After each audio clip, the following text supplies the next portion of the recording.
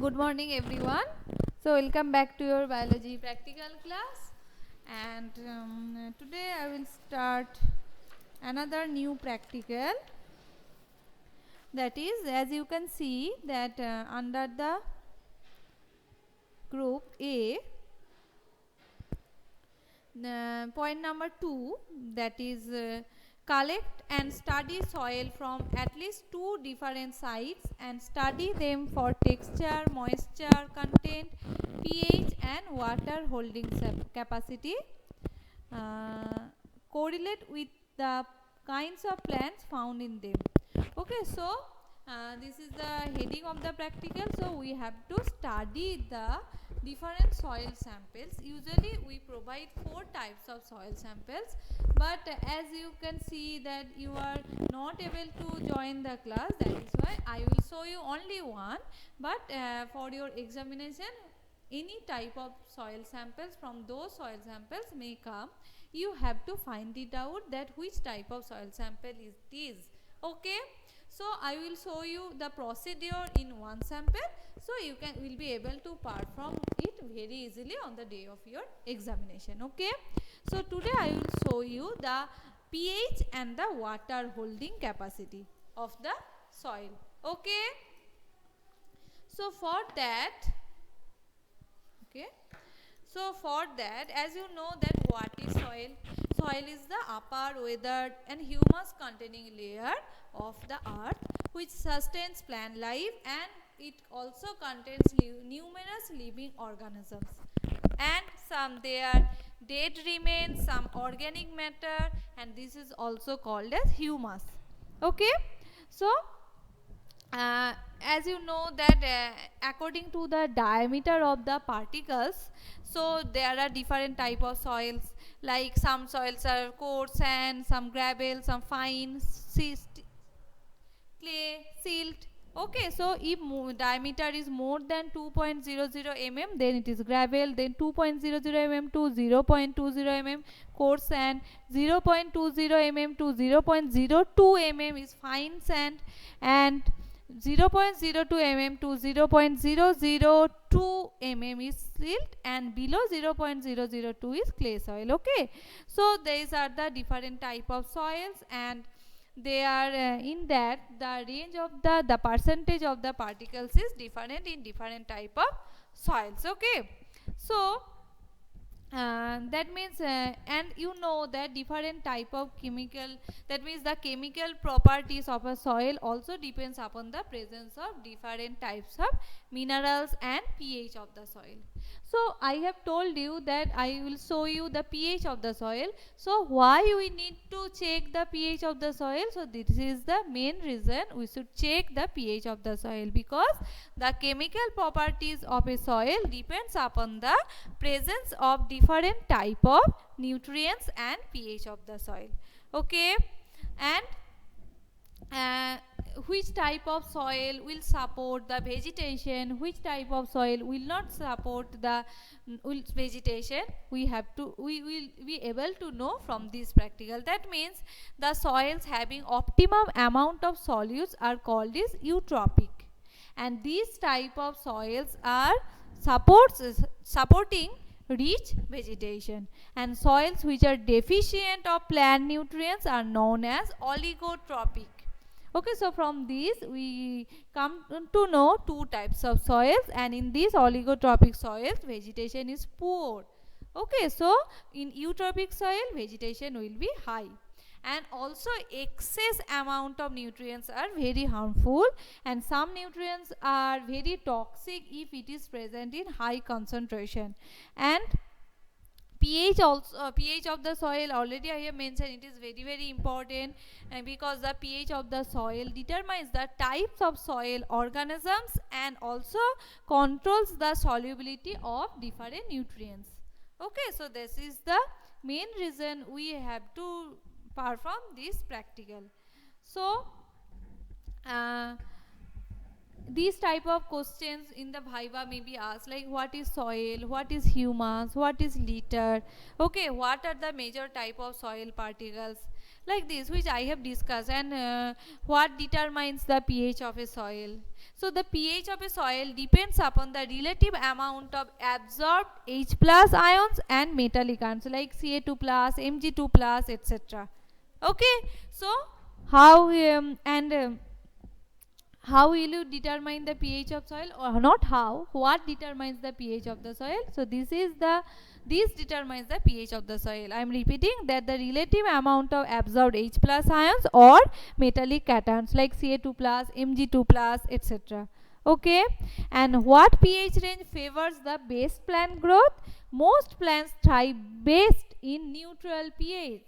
You know the pH meter and what is the neutral pH, and slightly acidic favors tree growth and forms forest. Slightly alkalinity is favorable for grasses and legume crops. Okay, so you have to know about these two also, that which type of pH will is favorable for which type of plants. So now come back to the practical, how you have to perform that. First I will discuss about the pH of the soil sample. So first you have to take different soil samples. Usually we perform this practical by taking 4 types of soil sample, like garden soil, riverside soil, roadside soil, pond soil. Okay, then we need some test tube, funnel, filter paper, pH paper and beaker. Then what is the procedure? First we have to dissolve 1 tablespoon of soil in 100 ml of distilled water in the beaker. Okay, then you have to stir it properly and you have to make a solution, and you have to keep it for half an hour to settle it down, to suspend the particles which are present in the soil. Then you have to filter it with the, and you have to dip a small piece of broad range pH paper into the soil solution, and you have to check the color that has been changed due to dipping the pH paper, and you have to measure it with the pH range booklet, paper booklet. Okay, so the approximate pH value will be calculated from this pH paper. Okay, so and after that you have to take 2 columns, one for left side for the soil sample and on the right side different pH. So on the left side you have to write down the pH, that means roadside soil, garden soil, riverside soil, and you have to measure the pH. So today now I will show you one soil sample. Which type of soil it is? We are taking the roadside soil as a sample, and this table I will provide you in my e-portal. I will send a picture and you have to write it down. Okay, because as you are not performing this practical here, I will send you the pH range and you have to make the column. Sorry, clear everyone? Okay, Orpita ma'am, in this year we will have to write the theory part. No, Orpita, it is like class 11. You have to write down the objectives, procedure, observation, table, precautions. Okay. Or we will write the theory part in the introduction. No, no, no, no, no. Just class 11. No need of writing the theory part. Okay. Just aim, procedure, observation, table, diagram with label diagram and precautions. Clear, Orpita? So just now I will show you, and look. Ma'am is performing. Already we have taken this, and now we will filter it out. We are doing it in the test tube. You can do it in the another beaker also. Okay.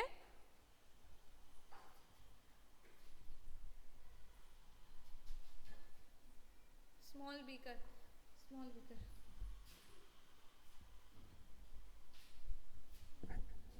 So this is we have taken 100 ml of water, and then we have added 1 teaspoon of soil, and then we have stirred the solution, and we have made the solution.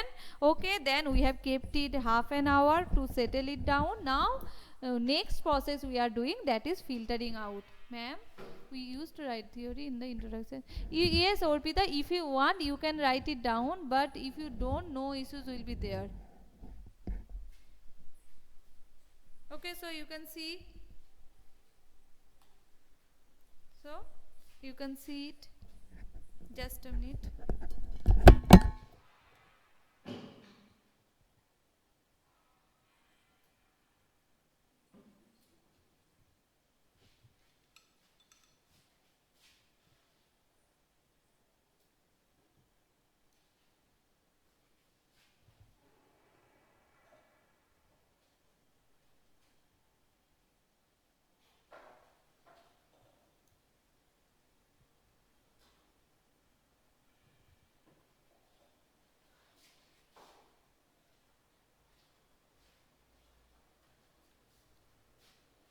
So what is the pH?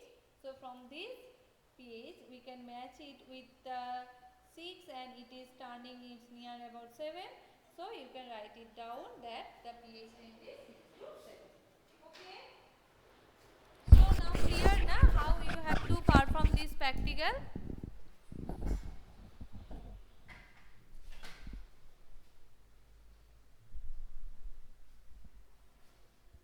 Very easy one.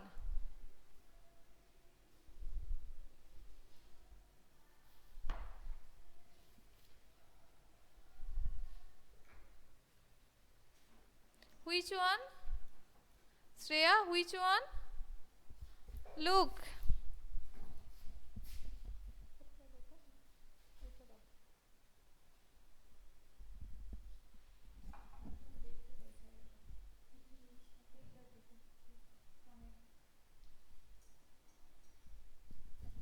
Look, so this was the mixture. We have mixed some amount of soil into the 100 ml of water. Then we have kept it to settle it down. Then what we have done, you know how you have to use the filter paper, and this is the funnel. I have used the filter paper here. Then I have kept it like this and poured the, you have to pour the water. Okay, so now this is the filter. I am keeping it. Now you have to hold it. Then with the help of a forceps,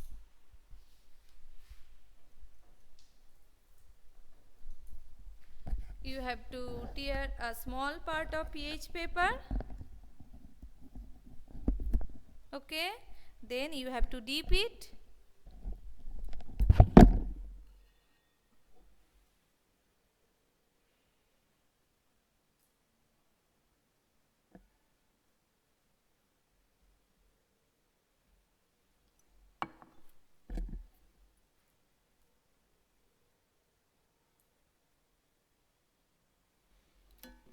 Okay, then after dipping it, you have to check the color of the pH paper and you have to measure it with the pH, broad range pH paper. Okay, no, this is the roadside sample. Okay, this is the roadside sample and I will provide you the table of different soil samples and their pH. Just write it down in your copy. Okay. So come to the next practical, that is the water holding capacity of the soil.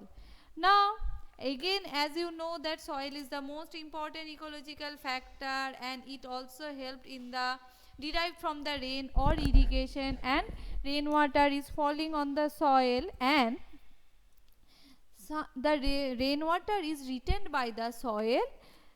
So as we can see that the rainwater in the particular time of the year, that means particularly in the monsoon, rainfall is there and rainwater will fall on the soil and the some of the rainwater will lost and the rest of the rainwater is retained in the soil as capillary water, hygroscopic water and combined water. Okay, and the maximum amount of water retained by a soil per unit of its dry weight after the gravitational flow has ceased is called water holding capacity or field capacity of the soil. Okay, and this water holding capacity varies in different type of soil. because you know the different soil is having different particle size, so they are having different water holding capacity. So what is the water holding capacity of the soil? If I ask you this type of question, then what will be the answer? It is the maximum amount of water retained by a soil per unit of its dry weight after the gravitational flow has stopped. Okay, so how much water a soil can hold? This is the water holding capacity. Okay, now you will say what is gravitational flow? That means the water that percolate through a soil due to gravitational force is called as gravitational force. Okay, now the what determines the water holding capacity? The different soil particles present in the soil determine the water holding capacity. Okay, so if I say that which one will have the highest water holding capacity, very easy, you can understand that the clay soil. And if I say which one may have the lowest water holding capacity, it is also very easy answer, that is sandy soil. As you know that in the sandy soil amount of the sands are quite high, so if the particle size is quite large, so water can pass very easily. So this type of soil will not have high amount of water holding capacity. Okay, so now how you have to perform this, and requirement is the again the same, 4 types of soil, small tin box, and petri dish for measuring the soil. Okay, so what is the procedure? You have to take some soil sample and you have to allow them to dry and crush them. Okay, already ma'am has prepared all this. You have to take the dry, we will provide you dry sample. You have to just crush it with the help of the, you can take the help of mortar and pestle. Okay, and then you have to wet them preferably, and then you have to sorry.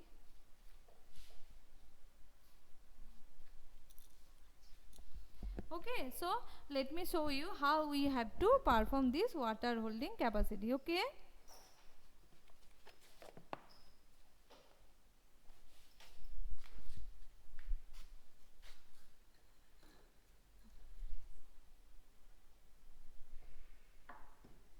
okay, so okay, so we have used the measuring cylinder, 100 ml of measuring cylinder. What we have to do?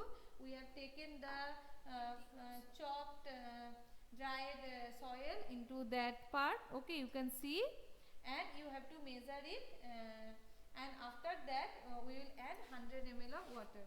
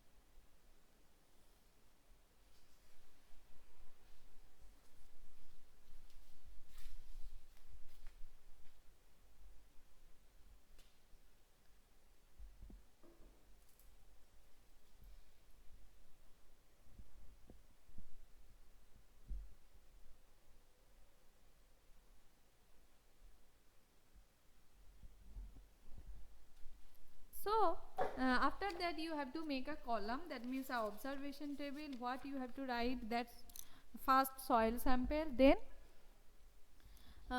they have provided a weight of empty box, then weight of box filled with soil. That means which I have taken that mortar and pestle, that plate, you can take it, you have to measure it, that when it is in empty condition and when it is with soil. That means if you are taking this, you have to measure the empty one, and after you have to measure after keeping the soil in it. Okay, then you have to mark it, empty one is x and the filled one will be y. Now next, weight of this box or this after taking out from the petri dish. Okay, and then you have to take the weight of soil. That means how you will be able to measure the weight of the soil. That means if you that means y minus x. Y, what was the y? That weight of the that one with soil and weight of this one only. Then if you calculate this one, that means y minus x, then you will be able to find out the weight of the soil. Okay, now next column you have to make weight of the water retained by the soil. Okay, that means z minus 1. Now, and the last one is you have to calculate the water holding capacity of the soil. That means z minus y by y minus x into 100. Look, this is still going on. So after the end of the practical, you have to measure it down and you have to find out the percentage. Again, I will show you a observation table in my e-portal. Okay, just follow it. You will be able to understand how you have to make the column. And this is the way how you have to perform this practical. Clear? Clear everyone? Any doubt? And after when I will provide you the observation table, so I think you will be able to understand that how you have to measure it. And you, after this, if you face any problem, you can ask me in my next practical class or in any e-portal or in my theory class. Okay, clear? So for today that's it. Thank you and bye bye everyone.